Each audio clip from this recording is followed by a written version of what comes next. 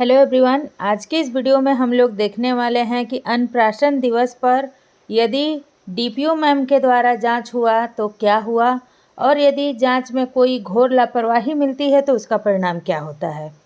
इस वीडियो में हम लोग देखेंगे जांच संबंधित कुछ बारीकियों के बारे में समझेंगे और जांच संबंधित ही कुछ बातें हम लोग जो है कि कमेंट बॉक्स के जरिए भी आपस में डिस्कस करेंगे।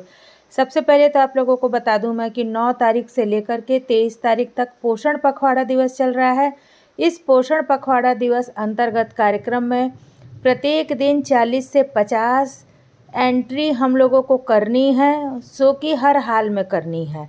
ठीक है, साथ ही साथ जो है कि 23 तारीख तक जो भी हम लोगों का थीम है, थीम के तहत हम लोगों को अपने आंगनबाड़ी केंद्र पर प्रोग्राम भी रखने हैं। उन प्रोग्राम के माध्यम से जो हम लोगों का थीम है उसके तहत जो है जागरूकता फैलाना है।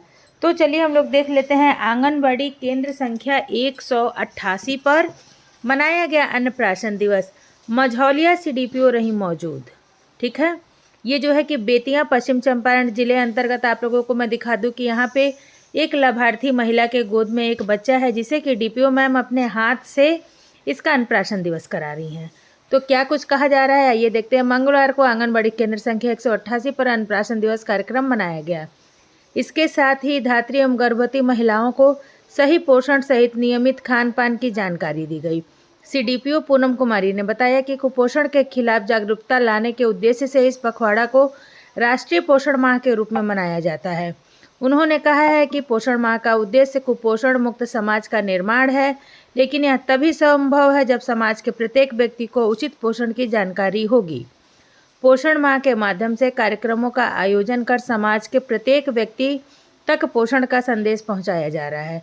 सुपरवाइजर पूजा कुमारी ने अन्नप्राशन दिवस के दौरान बताया कि गर्भावस्था के 270 दिन तक और उसके बाद 2 वर्ष तक लगभग 730 दिन तक बच्चे के सबसे सुनहरे 1000 दिन होते हैं।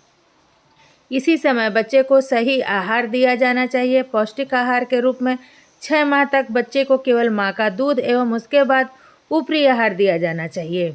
बहुत सी महिलाएं और किशोरी एनीमिया की शिकायत है, जिसका असर उसके होने वाले बच्चों पे भी पड़ता है। अन्नप्राशन दिवस पर कई आंगनबाड़ी केंद्रों पर आयोजित अन्नप्राशन दिवस कार्यक्रम का निरीक्षण किया गया। 6 महीने के बाद से ही शिशुओं को स्तनपान कराने के साथ साथ जो है अतिरिक्त अनुपूरक आहार दिया जाना चाहिए। इस उम्र में शिशुओं का शारीरिक मानसिक विकास तीव्र गति से होता है। इसके अवसर पर आंगनबाड़ी से जुड़े लाभुकों को हर्ष में देखा गया। यानी कि यह तो है एक अखबार के माध्यम से छोटी सी कटिंग निकाली गई है, लेकिन मैं आप लोगों को बताना चाहूँगी कि इस प्रोग्राम को आयोजित करने के लिए आंगनबाड़ी सेविका हो, सीडीपीओ हो, सुपरवाइज़र हो या डीपीओ मैम हो, सभी को जो है कि कई दिन पहले पूर्व से ही इसकी तैयारी करनी होती है। जैसा कि डीपीओ मैम द्वारा दिशा निर्देश दिया जाता है कि किस प्रकार से कार्यक्रम होना चाहिए, उसकी बैठक होती है, उसी प्रकार से जो है कि उसे फिर सीडीपीओ मैम द्वारा व्हाट्सएप ग्रुप के द्वारा, फ़ोन द्वारा, महिला पर्यवेक्षिकाओं द्वारा सेविकाओं को इसकी जानकारी दी जाती है। बहुत जगहों पर जो है कि ट्रेनिंग भी होती है, मीटिंग भी होती है कि किस प्रकार से जो है कि अन्नप्राशन दिवस पर सही संदेश लाभार्थी तक हर हाल में पहुंचाना है।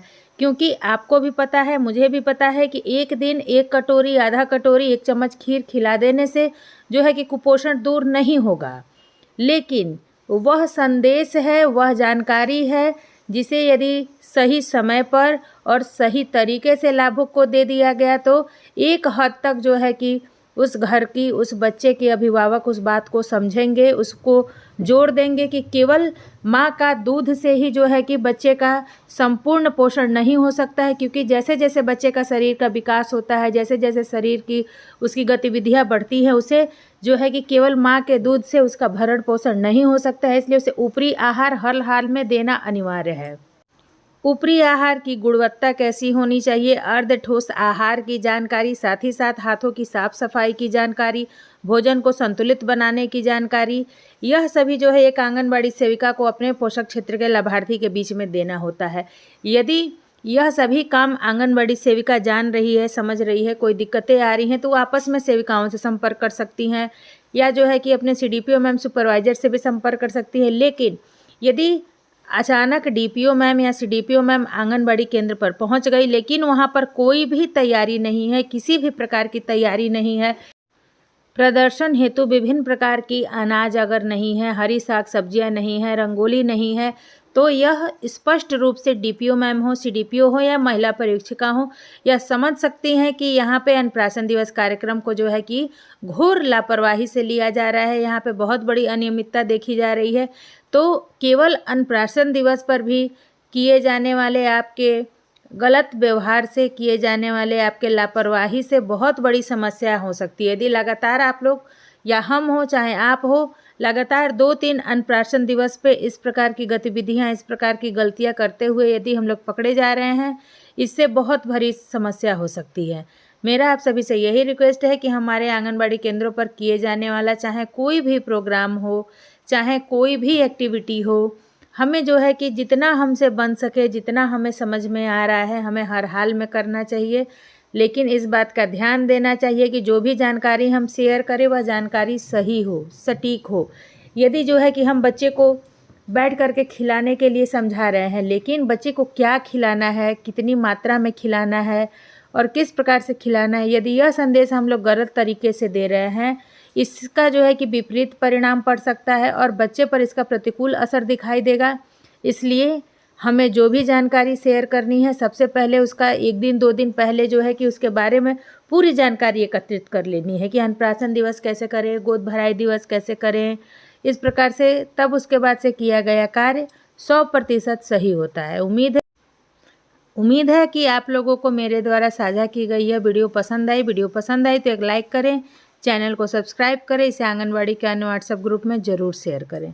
ऐसी ही यूज़फुल और अच्छी वीडियो के साथ मिलती हूँ नेक्स्ट वीडियो में। तब तक के लिए सभी दोस्तों को नमस्ते।